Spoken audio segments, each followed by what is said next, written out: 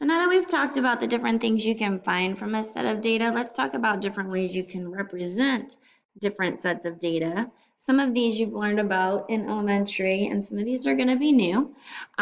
We can represent data in a variety of ways, including tables, line graphs, bar graphs, and circle graphs. When data are organized and displayed in a graph or a diagram, it's easier to see the relationships between the pieces of data. The type of graph you use depends on the data you are representing and the relationships that you want to analyze.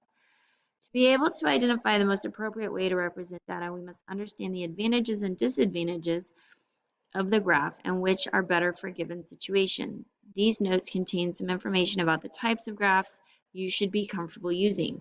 A line plot or a dot plot are a very fast way to organize data. Values are listed on the horizontal or x-axis, and one x, you can use an x or dot, for each data point is placed above the value. This display works best when the data set has fewer than 25 elements in the range, which we've already talked about. The distance between the highest and the lowest data point is not too great. So here you can see, if I was to take a survey in my class, the number of brothers and sisters that different people have in the class. So from this, you can find a couple of different things. You can figure out how many people I talked to by counting the dots. 1, 2, 3, 4, 5, 6, 7, 8, 9, 10, 11, 12, 13, 14, 15. So this was 15 people surveyed. You could find the range if you wanted to. You could say the highest number of sisters someone had was 4, and the lowest was 0, so the range would be 4. We could see that the mode is the one that shows up the most. Most people have 2 brothers and sisters.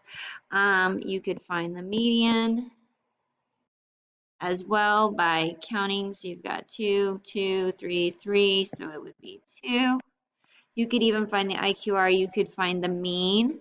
If you wanted to find the mean, you would need to list all of these. You would say 0, 0, 1, 1, 1, 2, 2, 2, 2, 2, 3, 3, 3, and then 4 and 4. You'd add them all up and go from there.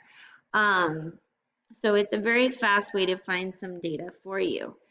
Bar graphs, you've seen bar graphs in the past multiple times, I'm sure. So bar graphs can be horizontal or vertical. And they are used for categorical data. So horizontal or vertical. Categorical data. So not necessarily numeric data, but if we're grouping things, categorical or numerical, more categorical, and we'll talk about numerical a little later on. But it is most common for categorical. We'll start there. A bar graph has a scale, which is our numbers on our graph, and labels, so the reader can tell what the bars represent. Bar graphs are useful for analyzing and comparing data. So if we're looking here we have sports of 5th grade students. So again, this is, you could say what the mode is, you could say the range, you could compare, the highest and the lowest. You are not going to be able to find the median. You are not going to be able to find the mean here. On a bar graph. So here on this second one, after school activities and revenues and expenses at the cookie shop. You are probably used to seeing these vertical ones. Horizontal is not quite so much, but sometimes you need to be able to see them. When we look at this last one, you've seen this before as well. On this first page, circle graphs compare part to whole information. where the whole circle is the whole, of course, and then the different slices are the parts. The circle represents the whole, which is made up of those parts or data elements. This is best used when representing percentages. So you can see it says blood type of 25 donors and it's got their percentages. This is not a number or favorite pizza toppings. You can use this to compare and analyze. You could find the mode here. You're not going to be able to find range, median, or mean. Range, I mean, I guess you could with the percentages, but it's not actual data numbers. All right, histograms, this one might be new to you. A histogram is going to be used when data are organized into equal intervals. So it looks a lot like a bar graph, but bars are drawn equal width for each interval. Here's the key, with no spaces in between. Intervals, if you do not know what an interval is, this is going to be a section of numbers. So if I say from 1 to 10, 11 to 20, 21 to 30, those are all intervals. Here you can see they're counting by 10, 60 to 70, 70 to 80, 80 to 90. 60 to 65, 65 to 70. So they have the same amount within each section. They do touch. On a bar graph, the bars do not touch. This is going to be very good for grouping. So we could have groups, we could maybe their ages, maybe it's years or decades. Unlike a bar graph, these are going to be numbers. These are not going to be categories.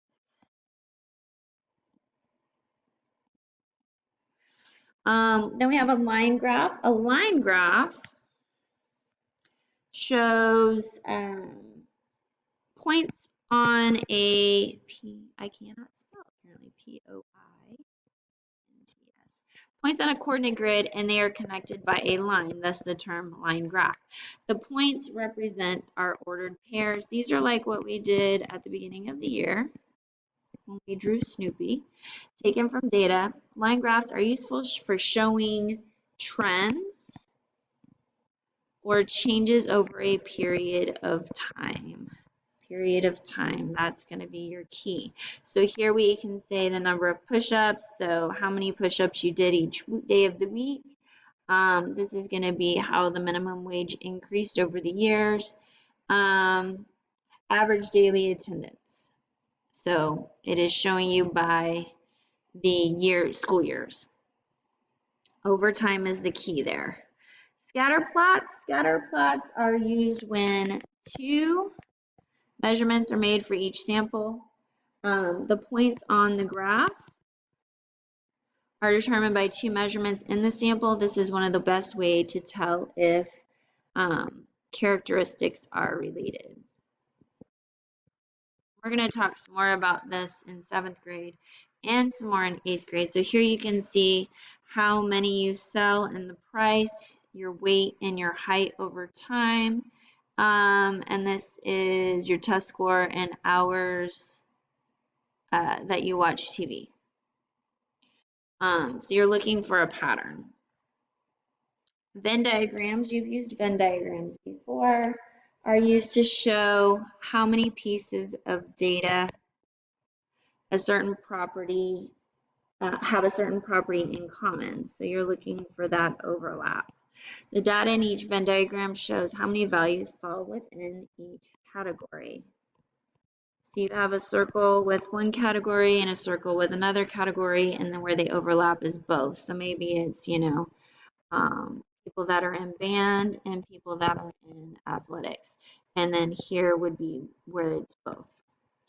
Stem and leaf, I do believe you did in elementary school. Stem and leaf is a special table